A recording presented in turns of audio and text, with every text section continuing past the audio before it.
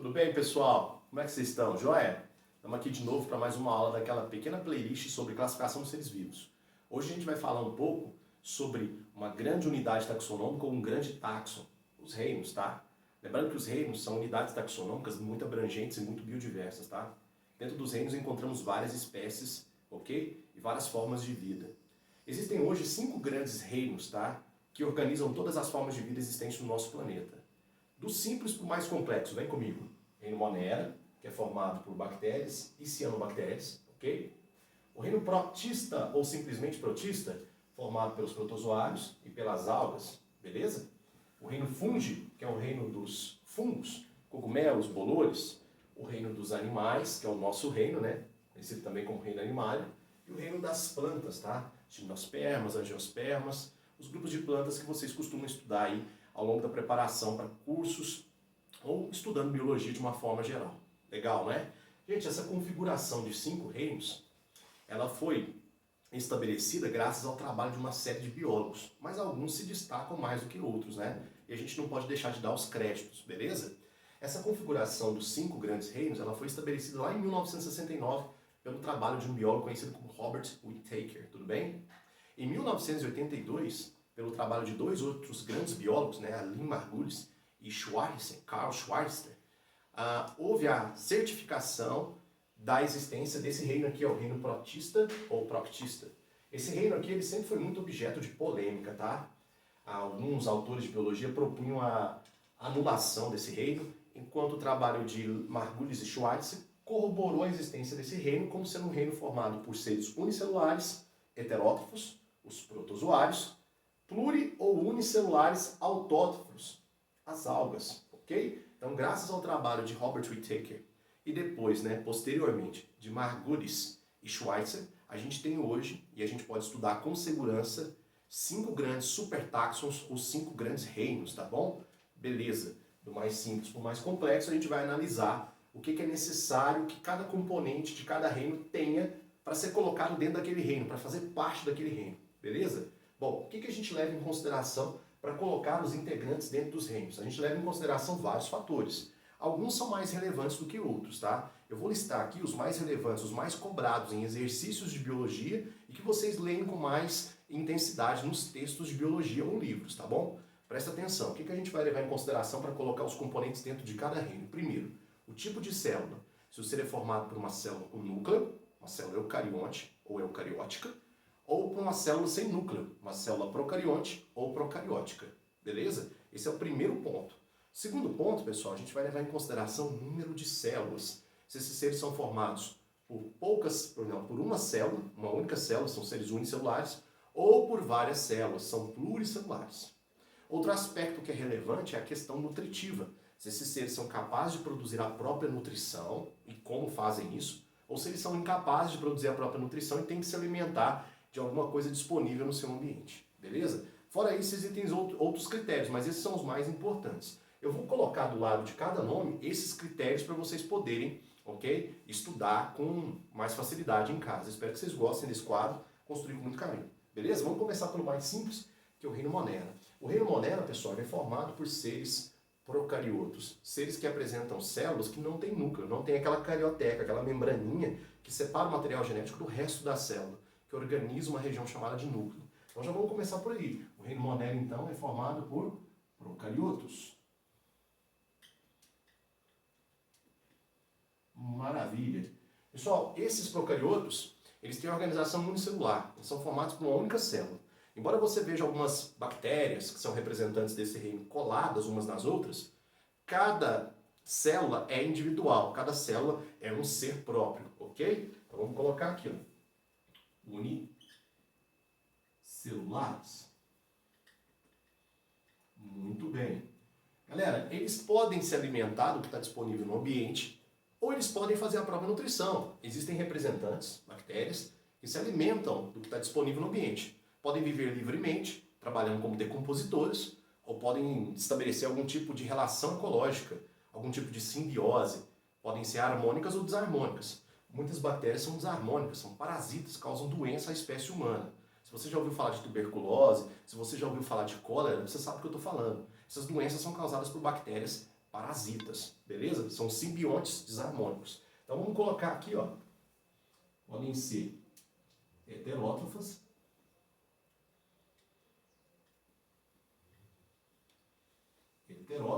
ou podem ser autótrofos. Maravilha, pessoal. Os autótrofos, né, são as formas de vida que conseguem produzir matéria orgânica, principalmente carboidrato, a partir de matéria inorgânica, CO2 e água. Esses seres fazem isso, pessoal, usando energia solar como fonte de energia para poder produzir a matéria orgânica. Mas existem aqui nesse reino algumas bactérias que conseguem produzir matéria orgânica a partir de matéria inorgânica, usando energia proveniente de reações químicas paralelas. Você estuda isso no ciclo do nitrogênio. Bactérias que fazem parte do ciclo do nitrogênio vão oxidando e reduzindo componentes inorgânicos para extrair energia para a montagem de compostos orgânicos como glicose. Essas bactérias são chamadas de quimiosintetizantes. Então aqui, ó, os autótrofos podem ser tanto quimiosintetizantes quanto fotossintetizantes. Por favor, anote isso, tá? Porque o meu quadro é pequeno, não dá para escrever tudo. Então essas são as características relacionadas ao reino que? Monera, tá? Anote aí, por favor. Muito bem. Vamos ver agora as características relacionadas ao reino protista. Veja que eu fiz dois ramos aqui, ó, na minha divergência de setas, né? Eu fiz aqui um ramo para a sua esquerda e para a sua direita, né? Então temos aqui dois ramos, tá? Vamos começar por esse aqui. Quais são as estruturas, quais são as características, melhor dizendo, que eu devo colocar aqui? Opa!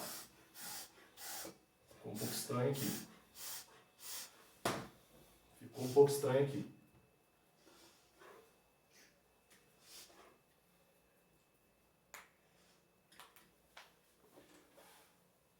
Deixa eu só dar uma corrigida aqui para vocês. Acabei estragando a lousa aqui, perdão. Beleza, vamos lá. Quais são os pontos que a gente tem que anotar para cá? E quais são os pontos que a gente tem que anotar para cá? O reino protista, pessoal, ele é formado por seres eucariotos. A partir desse ponto, ó, desse ponto aqui em diante, todos os seres são eucariotos ou eucariontes, tá? São seres que apresentam células com carioteca. Esse eucários vem de carioteca verdadeira. As cariotecas são aquelas membranas que formam uma região na célula chamada de núcleo, tá bom? Então vamos lá. Aqui desse lado aqui, ó, os integrantes do reino protista são seres unicelulares. Então, vamos colocar aqui, ó, unicelulares.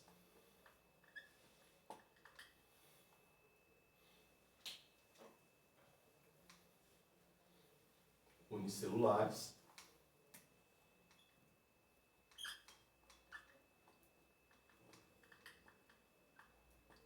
Ok? Eles são heterótrofos.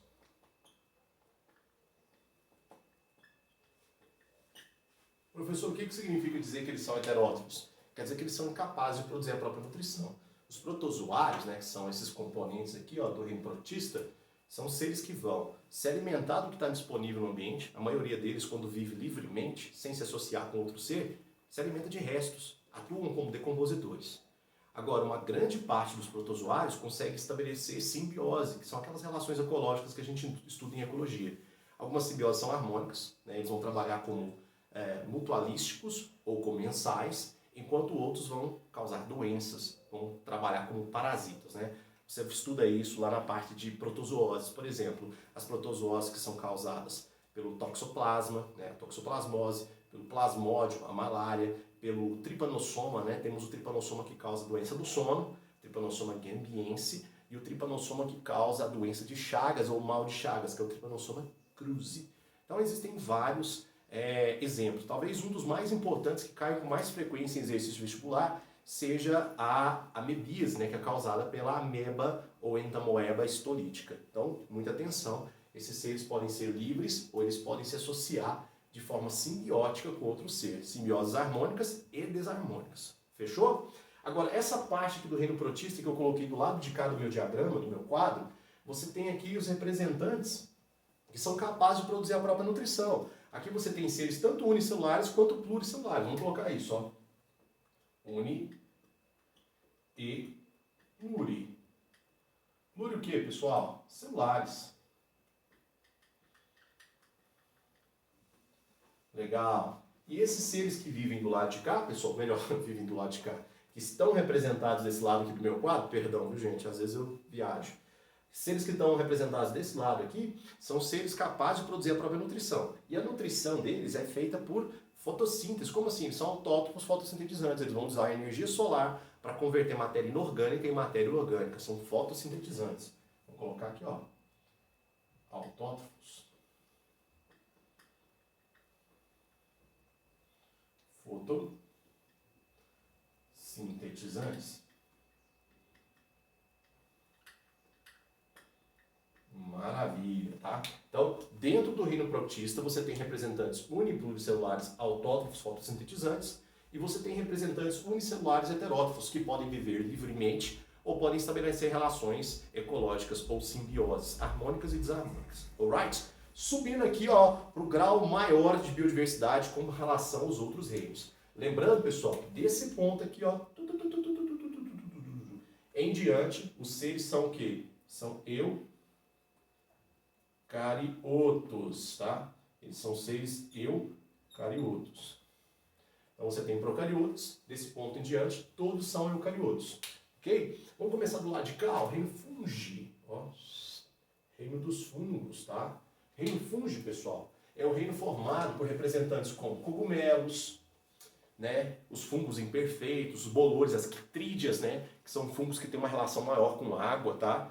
Os fungos, eles podem ter um papel muito importante, na verdade eles têm um papel muito importante nos ecossistemas. Eles são excelentes decompositores. Por causa da atividade nutricional deles, que é uma atividade puramente heterótrofa, eles liberam ácidos e enzimas no ambiente, decompondo diferentes substratos, levando esses substratos às condições, né, de componentes básicos, átomos e moléculas, que podem ser reutilizados, né, pelos sistemas vivos que fazem parte aí de um determinado ecossistema. Preste bastante atenção nisso. Pessoal, os fungos, ou né, o reino fungi, ele é formado por seres uni ou pluri. Pluri o quê, gente? Celulares. Isso aqui é uma coisa muito importante, tá? Os fungos de crescimento unicelulares são chamados como fermentos. São as famosas leveduras, tá bom? Os fungos pluricelulares, você tem os bolores, né? Os mofos, né, que vocês conhecem muito bem. Já ouviu falar de penicilina, que é o bolor verde? A penicilina, ela garantiu à humanidade, né, a capacidade de produzir uma substância de amensalismo, uma substância antibiótica conhecida como penicilina, que é um dos antibióticos mais vendidos até hoje, tá? Um antibiótico muito forte. Se você já levou uma benzetacil, que é aquela injeção que dói bastante, você tomou uma penicilina muito potente para matar um conjunto muito grande de bactérias. Os fungos, eles têm então capacidade de produzir substâncias químicas que vão ser usadas, né, para defender território, são usadas na competição por algum recurso. Essas substâncias são chamadas substâncias amensais ou antibióticas, beleza? Fora isso, pessoal, uma coisa muito importante, vou até mudar a cor do pincel aqui para ficar mais destacado no meu quadro. Os fungos são seres são seres heterótrofos, obrigatórios. Obrigatórios. Pessoal, heterótrofos obrigatórios, o que significa isso? Fungos, eles não são capazes de produzir a própria nutrição, de forma nenhuma, tá? Ah, professor, mas eu já vi um fungo verde, não interessa a cor do fungo. Fungos não conseguem produzir a própria nutrição. O que os fungos podem fazer? Eles podem se associar com seres autótrofos. Existem associações entre fungos e algas, e entre fungos e cianobactérias. Essas associações são muito bem sucedidas. Você conhece essas associações como líquens, tá? Os fungos também podem se associar a raízes de plantas, formando o que nós chamamos de micorrizas, tá? Então, associações entre fungos e plantas, fungos entre seres autótrofos, ela geralmente é muito bem sucedida, beleza? E como é que funciona essa relação, professor? Me dá uma ideia aí. Olha só, os fungos, eles vão garantir para o autótrofo proteção, água, sais minerais e dióxido de carbono. Enquanto os autótrofos, que podem ser algas, cianobactérias ou mesmo raízes de plantas, vão entregar para os fungos glicose, que é açúcar. E todo mundo gosta de açúcar, você e os fungos, beleza? Então essas são as características importantes relacionadas aos fungos. Agora vem uma parte muito interessante, pessoal. Presta bastante atenção, vou fazer uma marca diferente aqui, ó. Nesse ponto aqui que eu estou marcando, ó, eu vou colocar aqui, ó, organização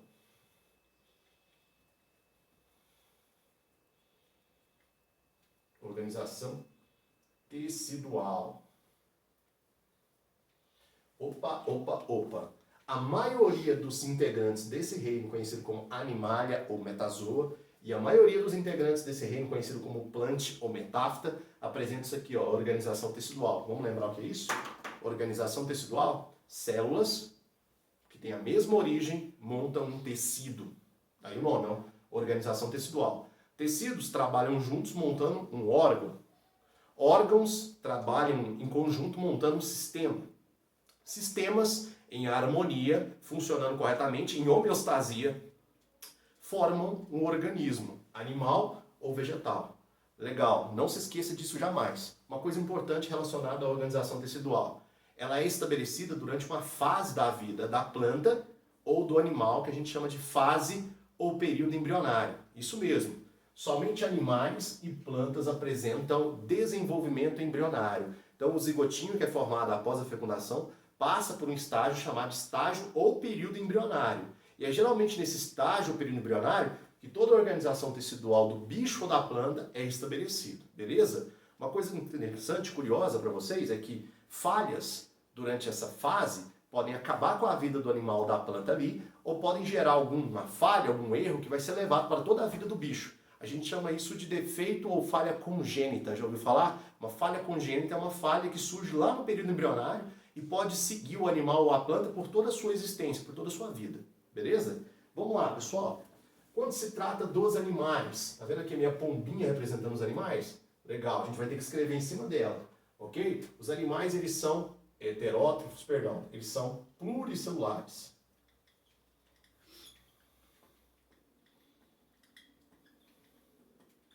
São pluricelulares, quer dizer que eles são formados por várias células. E essas células apresentam a organização tecidual típica que é estabelecida durante o período embrionário, ok? Fora isso, pessoal, eles também são heterótrofos. Quer dizer que eles são incapazes de fabricar a própria nutrição, eles têm que comer. E para comer, para conquistar os nutrientes que eles precisam para sobreviver, eles vão agir de diferentes formas. Eles vão viver de forma livre, eles vão se associar com outros animais, com plantas. Então vai existir aqui um número muito grande de relações estabelecidas entre animais e outros seres para conquistar os nutrientes. Só para te dar um exemplo interessante. Existem animais que se associam com bactérias para realizar a digestão de um determinado componente químico da nutrição. Esse determinado componente químico, ele tem uma importância vital. Sem ele, não existe como permanecer vivo.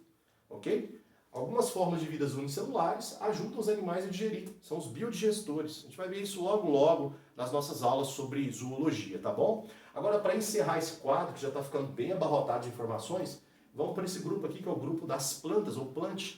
Esse grupo aqui é formado também por seres pluricelulares.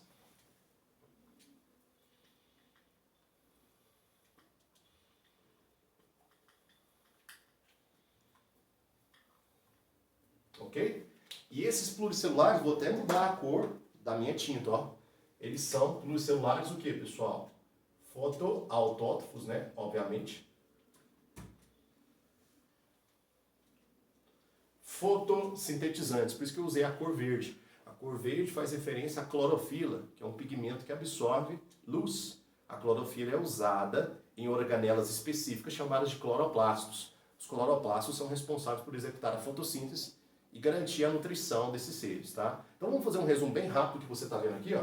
Olha que interessante, aqui a gente tem um quadro resumo, né, digamos assim, dos 5 grandes reinos. Lembrando que esses 5 grandes reinos, eles foram, né, criados graças ao trabalho árduo de alguns biólogos, né? Robert Whittaker, em 1969, Lynn Margulis, né, e Carl Schweitzer, em 1982. Graças ao trabalho desses biólogos, a gente tem aí esses 5 grandes táxons, tá? Organizando todas as formas de vida no planeta. São táxons de grande abrangência e grande biodiversidade, ok? Eles podem ser formados por seres procariotos, né? No caso aqui o reino Monera, ou seres eucariotos, como por exemplo os protistas, os animais, os fungos e as plantas. Então vamos lá, do menos complexo para o mais complexo, beleza? O reino Monera formado por bactérias e cianobactérias. Reino de procariotos, unicelulares, heterótrofos ou autótrofos, fotossintetizantes ou quimiosintetizantes. Os proctistas, tá, podem ser unicelulares heterótrofos, por exemplo, os protozoários, ou podem ser uni- ou pluricelulares autótrofos fotossintetizantes. No caso aqui a gente tem as algas, tá? Algas unicelulares e pluricelulares. Os fungos, né? Os fungos são seres uni- ou pluricelulares heterótrofos obrigatórios. Os fungos não produzem a própria nutrição, eles têm que se alimentar. Por isso que eles são excelentes decompositores. Os animais são pluricelulares heterótrofos, tá? E as plantas que são pluricelulares autótrofos fotossintetizantes. Detalhe interessante. O reino dos animais e o reino das plantas apresentam o que a gente chama de organização tecidual. Esse reino com organização tecidual significa que durante o período embrionário, ou melhor, esses reinos, né, durante o período embrionário é estabelecido, né, esse grau de organização celular formando tecidos, órgãos, sistemas e o corpo do bicho ou da planta. Beleza? Show de bola. Espero que você tenha entendido, né? Vou deixar você tirar um print desse quadro e logo logo a gente volta com mais aulas, ok? Obrigado e fui!